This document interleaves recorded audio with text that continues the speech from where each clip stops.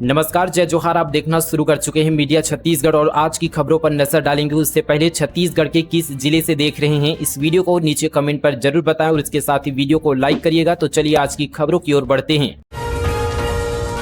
प्रदेश में फिर एक्टिव हुआ मानसून, अधिकतम तापमान में आई गिरावट। जानिए आज का मौसम। एल नीनो का असर पूरे देश में नजर आ रहा है। कहीं बारिश नहीं हो रही है तो कहीं जोरदार बारिश की वजह से बाढ़ जैसे हालात है। छत्तीसगढ़ के कुछ जिलों में जहां ठिठक कर बारिश हो रही है, वहीं ज्यादातर जिले सूखे से प्रभावित है। जिन जिलों में बारिश नहीं हो रही है वहां पर किसान परेशान है। मौसम विभाग की माने तो आने वाले 5 दिनों में प्रदेश के मानसून के एक्टिव होने की संभावना है। इस दौरान हल्की से मध्यम वर्षा होने के साथ ही 1-2 स्थानों पर भारी वर्षा होने की संभावना है।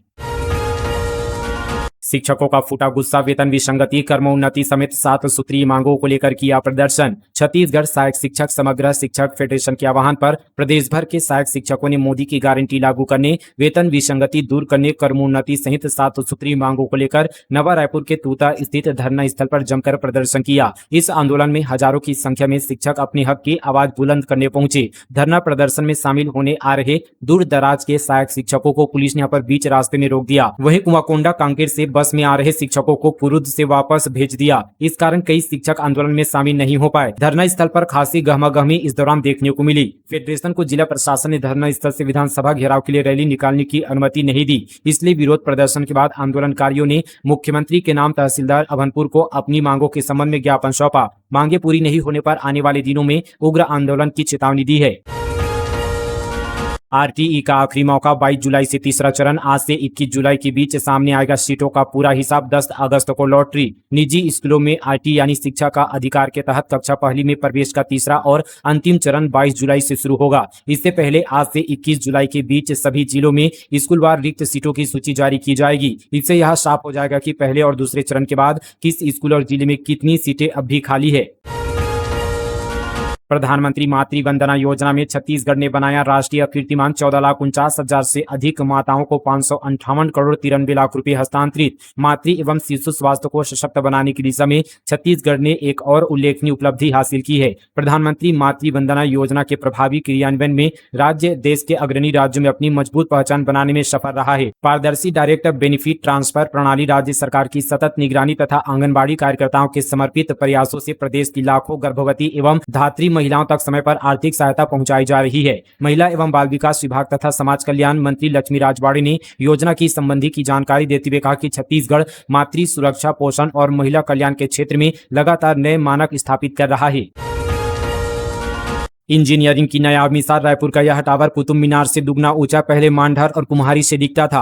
आपको यह जानकर आश्चर्य होगा कि राजधानी के शंकर नगर स्थित दूरदर्शन का टीवी टावर कुतुब मीनार से दुगने से भी ज्यादा ऊंचा है। कुतुब मीनार 72 मीटर की ऊंचाई लिए हुए तो अपना शंकर नगर का टावर 165 मीटर ऊंचा है। बीती सदी के 90 के दशक में कोलकाता की कंपनी की ओर से तैयार किया गया यह टावर इंजीनियरिंग की लाजवाब मिसाल है। टावर की कंक्रीट संरचना 105 मीटर ऊंची है। उस पर इस्पात के फैब्रिकेशन वाला टावर 45 मीटर व उसके ऊपर 15 मीटर ऊंचा एंटीना लगा हुआ है। दशकों से यह टावर रायपुर के शंकर नगर की पहचान बना हुआ है।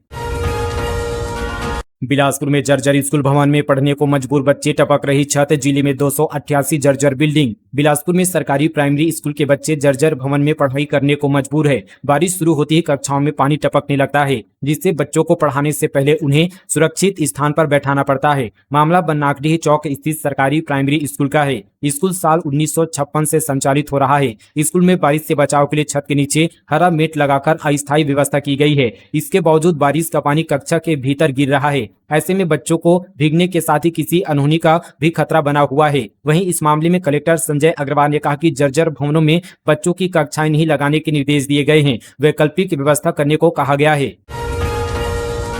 दुर्ग में पिंक पेट्रोलिंग, महिलाओं की सुरक्षा के लिए सड़क पर उतरी 14 टीमें तैनात। दुर्ग जिले में पिंक पेट्रोलिंग की शुरुआत की गई है। महिला पुलिस कर्मियों की विशेष टीमों को स्कूटी और गुलाबी रंग के हेलमेट दिए गए हैं। इन टीमों को दुर्ग पुलिस अधीक्षक विजय अग्रवाल ने सेक्टर 6 स्थित पुलिस कंट्रोल रूम से हरी झंडी दिखाकर रवाना किया। दुर्ग जिले के 13 थाना क्षेत्रों और एक रक्षा टीम सहित कुल 14 पिंक पेट्रोलिंग टीमों का गठन किया गया है। प्रत्येक टीम में 4 पुलिसकर्मी और 1 PSI प्रभारी तैनात रहेगा। रास्ते में झाड़ू लगाकर सीएम और राज्यपाल ने निभाई रस्म। रथ यात्रा कार्यक्रम में हुए शामिल। रायपुर में उमड़ी भीड़। राज्यपाल रमेन डेका और मुख्यमंत्री विष्णुदेव साय ने गुरुवार को रथ यात्रा में शामिल हुए। रायपुर के गायत्री नगर स्थित भगवान जगन्नाथ मंदिर में रथ यात्रा महोत्सव का आयोजन किया गया था। दोनों ने विधिवत पूजा अर्चना कर भगवान जगन्नाथ, भगवान बलभद्र और देवी सुभद्रा का आशीर्वाद लिया और प्रदेश की खुशहाली की कामना की।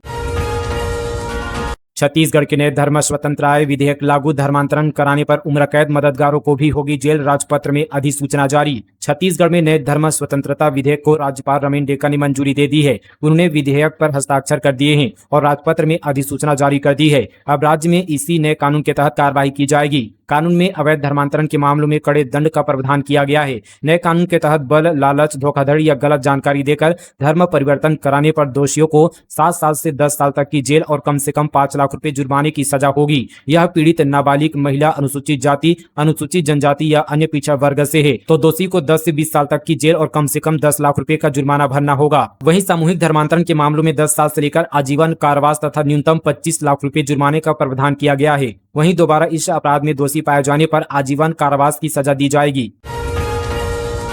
पीएम आज करेंगे सरोना और बालोद रेलवे स्टेशन का लोकार्पण। पर्यटन और क्षेत्रीय विकास को मिलेगी नई गति। प्रधानमंत्री नरेंद्र मोदी आज वीडियो कॉन्फ्रेंसिंग के माध्यम से अमृत भारत स्टेशन योजना के अंतर्गत देश भर के 75 पुनर्विकसित रेलवे स्टेशनों का लोकार्पण करेंगे, जिसमें छत्तीसगढ़ के सरोना एवं बालोद रेलवे स्टेशन शामिल है। इस योजना का उद्देश्य रेलवे स्टेशनों को आधुनिक, सुगम, सुरक्षित एवं यात्री अनुकूल बनाकर देश की परिवहन व्यवस्था को नई ऊंचाइयों तक पहुंचाना है।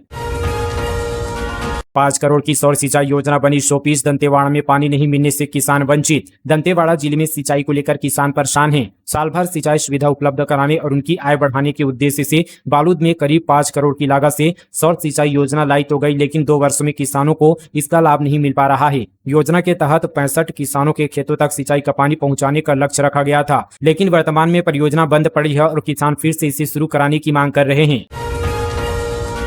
ढाबे के शौचालय में धुल रहे थे बर्तन। पुरुष टॉयलेट के अंदर प्लेट और कटोरी साफ करता दिखा कर्मचारी। शक्ति जिले में हरेठी स्थित पापा ढाबा का एक वीडियो सोशल मीडिया पर वायरल हो रहा है। वीडियो में ढाबे का एक कर्मचारी पुरुष शौचालय के अंदर कटोरी, प्लेट और अन्य बर्तन धोता हुआ दिखाई दे रहा है। वीडियो सामने आने के बाद ढाबे की स्वच्छता व्यवस्था और खाद्य सुरक्षा मानकों को लेकर सवाल उठने लगे हैं। खाद्य एवं औषधि प्रशासन विभाग ने वीडियो का संज्ञान लेते हुए ढाबा संचालक को कारण बताओ नोटिस जारी करने और नियमानुसार कार्रवाई करने की बात कही है।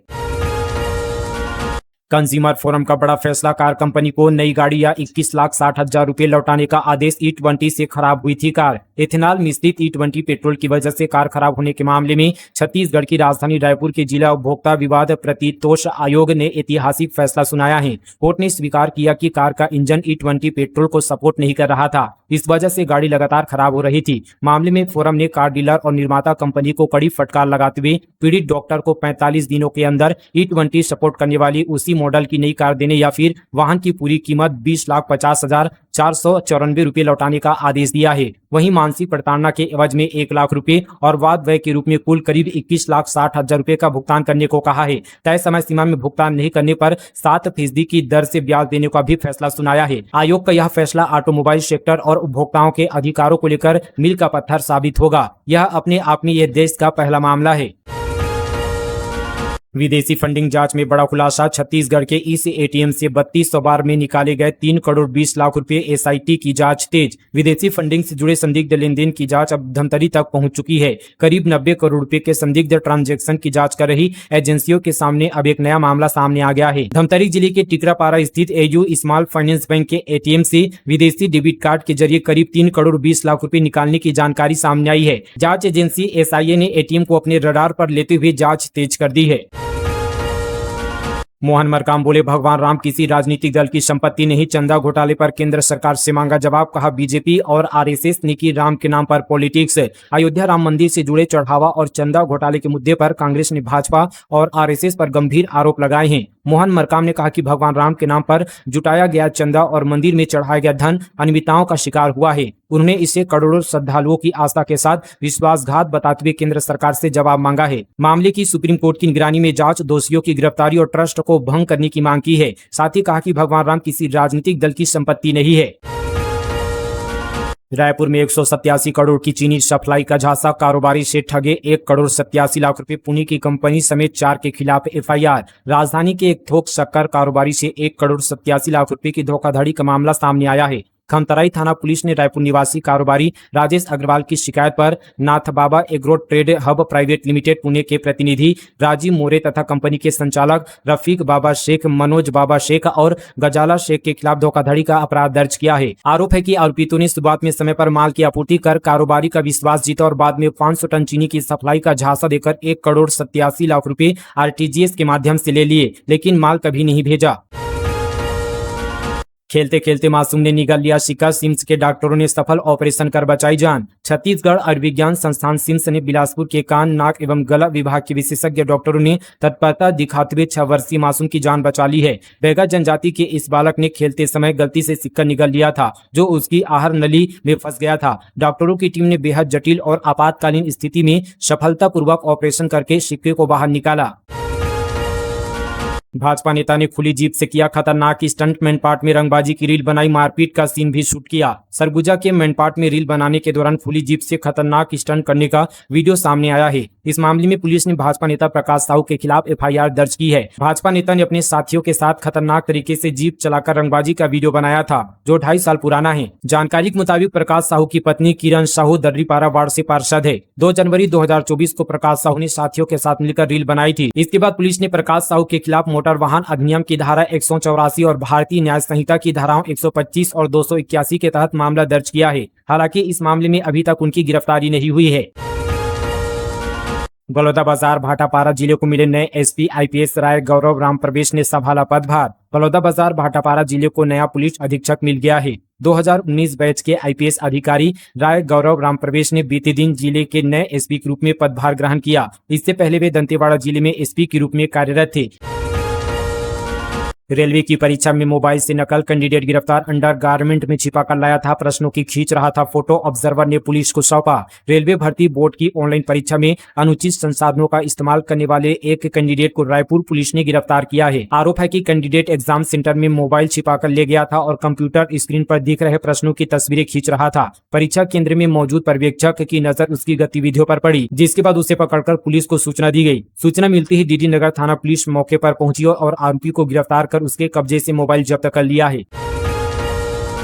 इंडस्ट्री को जमीन देने समेत ऑनलाइन सट्टा पर भूपेश बघेल का वार, डिप्टी सीएम का पलटवार। छत्तीसगढ़ विधानसभा में विधायक भूपेश बघेल ने तिल्दा ब्लॉक के देवरी, घुलघुल और अलदा गांव की जमीन इंडस्ट्री को दिए जाने को लेकर सवाल किया है। भूपेश बघेल ने कहा कि तिल्दा के ग्राम अलदा में बालाजी स्पंज एवं आयरन लिमिटेड और ग्राम देवरी घुलघुल में aggression steel and power private limited की स्थापना, विस्तार, पर्यावरण, एनओसी एवं भूमि आवंटन डायवर्सन हेतु ग्राम सभा प्रस्ताव शासन को मिला था या नहीं। भूपेश बघेल ने आरोप लगाया कि भूमि आवंटन में नियमों का ध्यान नहीं रखा गया है। भूपेश बघेल ने वित्त मंत्री ओपी चौधरी से पूछा कि आप इस पर कार्रवाई करेंगे या नहीं।